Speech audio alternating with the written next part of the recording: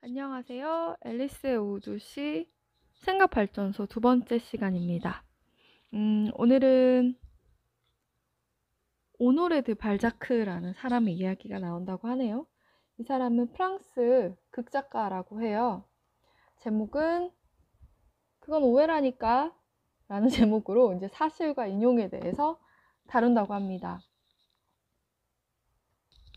그러니까 사실은 도대체 뭐고, 그럼 인용이 될 때는 정말 사실이 그대로 전달되는 걸까? 이것에 대한 이야기인데요.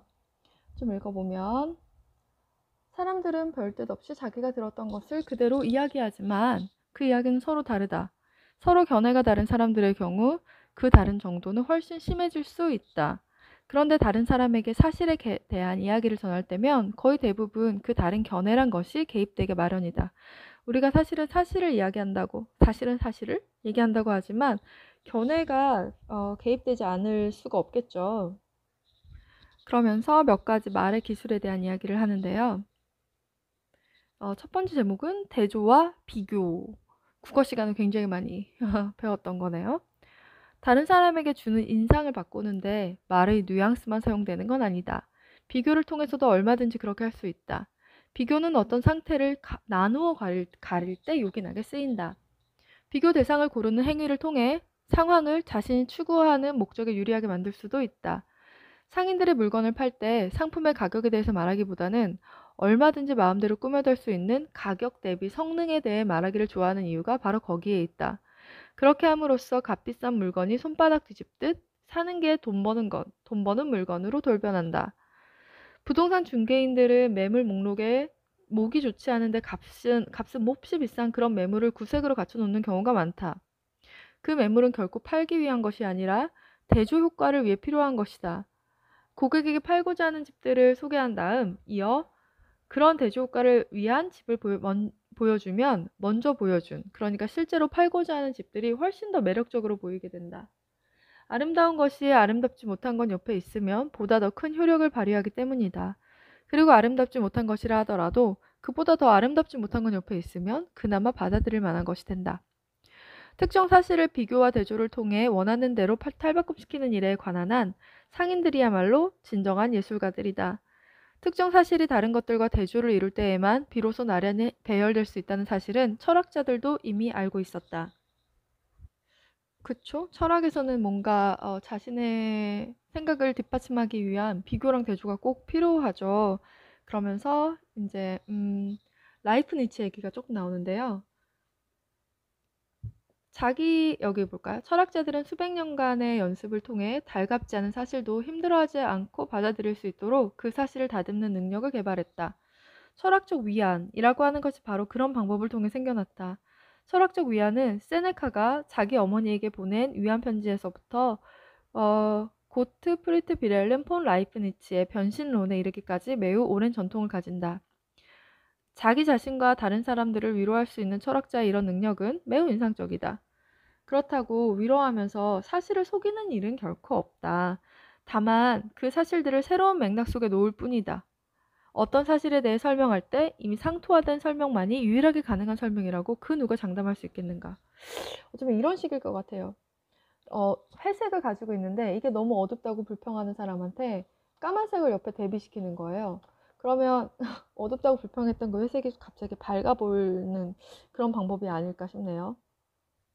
그러면서 소크라테스가 가난을 이기는 법을 가난을 부유랑 비교하지 말고 결핍이랑 연결시켜라.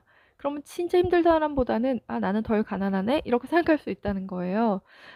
그런 돈 없이 사는 기술이라고 여기 써 있는데 그렇게 산 사람의 한 예로 앞에서 말했던 그 프랑스 작가 오노레드 발자크라는 사람을 설명합니다. 이 사람이 굉장히 재정에 시달려서 빚을 많이 졌는데 자신의 빚에 대해서 정당성을 설명하기 위해서 소설에서 이런 표현을 했다고 해요. 돈이 충분하지 못한 사람들에게 빚을 진다는 것은 사회 혼란을 부추기고 불행만 더 키우는 것을 의미한다. 그렇지만 주체할 수 없을 만큼 돈이 많은 사람에게 빚을 진다는 것은 의미가 다르다. 그런 사람 재산의 일부분으로 사회적 화합에 기여하고 빈부의 균형을 바로잡는 셈이다. 그러니까 돈 많은 사람한테 가난한 사람이 돈 많은 사람한테 돈을 빌리는 거는 사회적 균형을 바로잡는 일이다. 이런 주장을 했다라는 거예요. 그러면 다음 비교와 대조 다음으로 인용으로 가보겠습니다. 보통 다른 사람이 한 말이나 글은 특별한 종류의 사실이다. 이렇게 얘기를 하는 거죠. 누가 그렇게 얘기했대 라고 할 때 우리가 그게 보통은 거짓말이라고 의심하지는 않잖아요. 그런데 누가 그렇게 말했대 라고 사실을 전달하는 것 같은 형태를 띠고 있는 인용이라고 해도 굉장히 왜곡해서 사용할 수 있다라는 겁니다. 맥락에 안 맞게 사용하거나 의도를 비틀거나 그런 식이죠. 그러면서 이제 말 비틀기라는 소단원에서 위르겐 하버마스 얘기를 하는데, 하버마스는 의견을 수렴하는 절차, 민주주의에서의 그것에 대해서 굉장히 유명한 철학자죠. 되게 재밌어가지고 읽어보도록 하겠습니다. 프랑크푸르트 학파의 철학자 위르겐 하버마스는 지금도 아마 살아있을 거예요. 돌아가셨다, 죽었다는 얘기 못 들었으니까. 위르겐 하버마스는 이 기술의 대가이다. 말 비틀기의 대가란 뜻인가 봐요. 그는 이른바 역사학자 논쟁에서 그때까지 매우 높은 명명을 누리고 있던 역사학자 안드레아스 힐그루버의 글에 들어있는 파시즘적 사상을 증명해냈다. 하버마스가 그 명망 높은 역사학자 힐그루버의 글에서 그 사람의 글에 있던 어떤 작은 부분을 인용해서 완전히 그 사람을 파시즘 사상가라고 증명했다. 그러니까 외국에서 발견했다는 얘기인가 봐요. 읽어보면 하버마스가 손을 댄 인용문은 원문과 나란히 두고 말 그대로 글자 하나하나를 비교해야 겨우 차이를 알아볼 수 있을 정도였다. 논쟁의 요지는 무엇인가?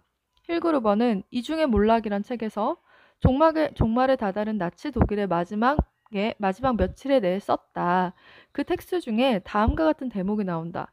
최후의 절망적인 방어와 붕괴와 탈주 등의 위기 속에서 그나마 제의를 했던 사람들은 민족사회당, 나치 장독의 사람들이 많았고 다른 사람들은 비참하다고 할 정도로 재구시를 하지 못했다. 그러니까 그 나치 독일의 마지막 며칠 동안 나치당 사람들은 흔들리지 않고 제의를 했다는 얘기인 것 같아요. 이 인용문인데 이걸 별 문제 없는 인용문이라고 생각할 수 있을 것이다. 그쵸? 그러나 노련한 지식인, 그러니까 하버마스처럼 노련한 지식인이 작정하고 나서면 그렇지도 않다. 그렇게 작정한 순간 이 인용문은 손바닥 뒤집듯 불리한 간접 증거로 돌변하고 만다. 어떻게 돌변했을까요? 그러니까 독일어의 동사로 썼던 그 원래 인용문을 그 부분을 간접 인용, 그러니까 자기 말로 바꿔 말하면서 형용사로 그걸 설명함으로써 완전 의도를 바꿨다는 설명이에요. 읽어보면 하버마스가 이 글에서 잠시만요. 앨리스의 하트봉이 떨어질라 그래서 바로 붙였습니다. 하버마스가 이 글에서 글자 그대로 인용한 것은 바로 비바흐르트라는 짧은 낱말 하나뿐이었다. 원래 힐그루버 글에서는 힐그루버의 글에서 하버마스의 글에 남은 것은 그 이상 아무것도 없었다. 딱 요거 하나래요. 그런데 자세히 살펴보면 아주 작지만 결정적인 변화를 알아차리게 된다. 하버마스는 은연중에 제 일을 하다라는 비바흐렌라는 동사를 유능한 비바흐르트, 유능한 나치당 고위 지도급 인사, 이렇게 형용사형으로 바꿔버린 거래요. 그러니까 원래는 제의를 하였다, 그들만이 제의를 하고 있었다 라는 뜻이었는데 그거를 형용사형으로 바꿈으로써 유능한이라는 의미가 됐다라는 거예요.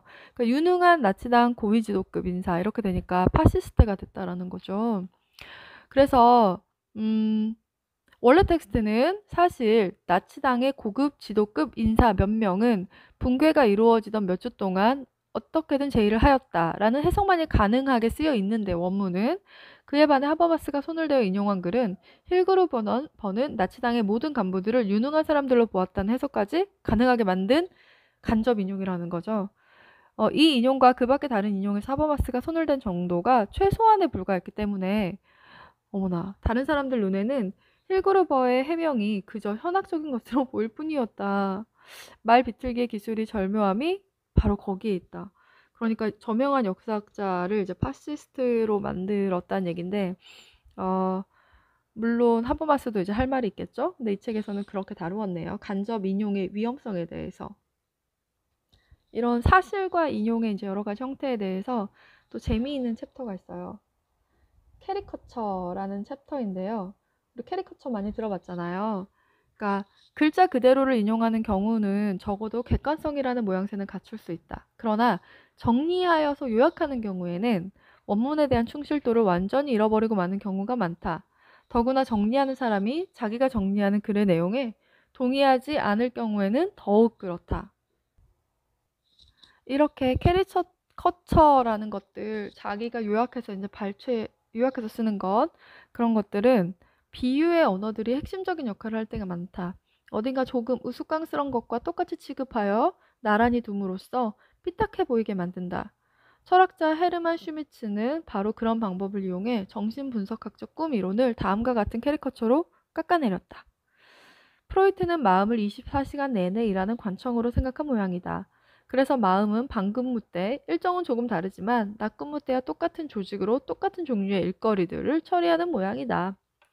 모양이다 라는 슈미츠의 표현은 프로이트가 생각한 것이 너무나 별난 것이어서 슈미츠로서는 그에 대한 책임을 다 걸머질 수 없을 정도라는 인상을 준다. 슈미츠의 글은 폄하하는 비유를 통해 비로소 우스꽝스러운 캐리커처가 된다. 짜증스럽기 그지없는 관청 사무실로 프로이트의 이론을 특징 지은 것이다. 이렇게 그것은 오해라니까 라는 이 두 번째 제목, 사실과 인용에 대해서 이제 알아봤는데요. 여기까지 읽어보니까 이 책을 읽으면 신문기사나 뉴스를 들을 때 굉장히 비판적으로 들을 수 있겠다는 생각이 들었어요. 오늘 같은 경우만 해도 어떤 사실을 전달할 때 캐리커처식으로 전달할 수 있잖아요. 예를 들어 프로이트의 그 이론을 뭐 관청 직원 이런 단어를 쓰면 괜히 고리타분한 느낌을 준다라거나 뭐 그런 모양이다 라고 했을 때 이 말투 하나로 굉장히 그걸 깎아내린다거나 그래서 책을 다 읽고 나면 귀랑 생각, 그러니까 다른 글이나 뉴스를 들을 때 그 생각이 조금 예리하게 날이 서 있지 않을까 생각이 되네요. 그럼 우리 또 세 번째 시간으로 만나요. 안녕.